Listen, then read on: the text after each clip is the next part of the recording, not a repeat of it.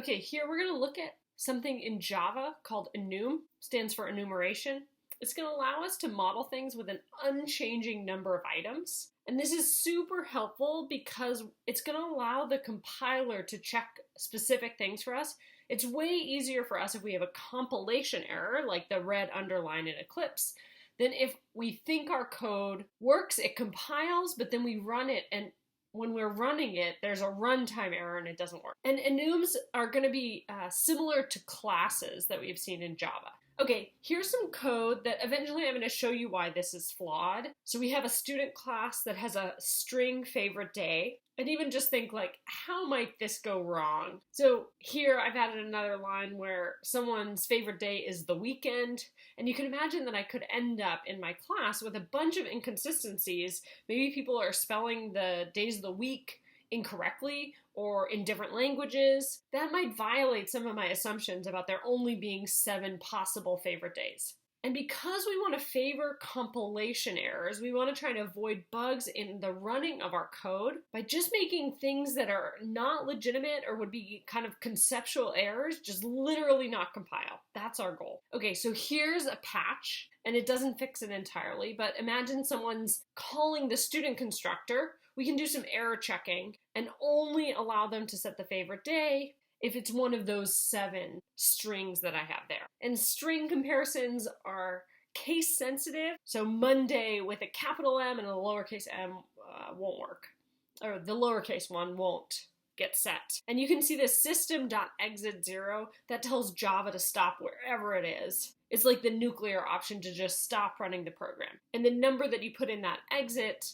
is used in Java to communicate like, was there an error, was there not an error? Okay, so here's a possible solution. We could use Java's type checking to help us out. So in the example above, favorite day was a string, and now favorite day is going to be of type day. So we're making a new class, which gives us a new type. Okay, so looking at that new solution, I've got the same code on the bottom right, and I've got some examples of working with day.monday, both there on the bottom, and some comparisons here. And I'll draw your attention to a few things. Again, favorite day is of type day. And then Java warns us on line 16 that we're comparing identical things because that's normally a typo. Okay, so your goal is based upon those examples, I want you to try and write a day class that would work with the student class as we've just defined it. And we're going to use that code that you write to compare to the enum that we're looking at, but it's also good practice for reviewing some of the stuff about Java classes. Okay, so pause here. Okay, so here's what I wrote. I made each of my variables static and final. Static meant shared by all elements of the class. So like we saw before, we saw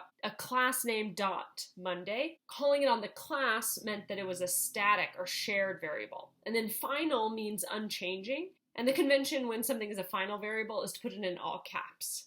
Now I wanted to be able to distinguish between these different day objects that I've created, and I can do that if they each have a different instance variable inside of them. So you can see I made a day num instance variable that any day object would have, and you can see I made the constructor private. That means that no one can create any day objects unless it's inside this class. So practically, what that means is that the only 7 day objects that will ever exist are these Monday through Sunday day objects, because that constructor is private. Anyone outside of the class can't call the constructor to make a new day object. Again, so they're static variables, they're final variables, the constructor's private, and then I also made the class final so that no one can extend the class. Okay, I hope you see the benefit based upon the previous slides, where now I have a set number of 7 day objects. No one can create new ones, and if 2 students have the same favorite day, which is Tuesday, those days will be equal. Okay, so hopefully I've convinced you that what we just did with the static final variables could be helpful. And it's so helpful, in fact, actually the Java just gave us a less verbose way to write it.